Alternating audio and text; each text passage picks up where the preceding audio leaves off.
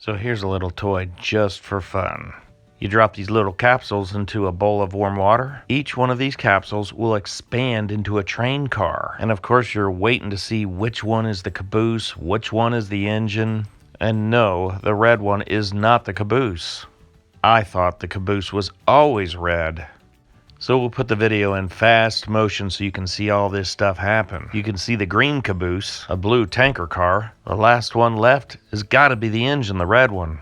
Come on, pop out of there. There it is, the engine. So you're probably wondering, what does that thing feel like? They feel like sponges.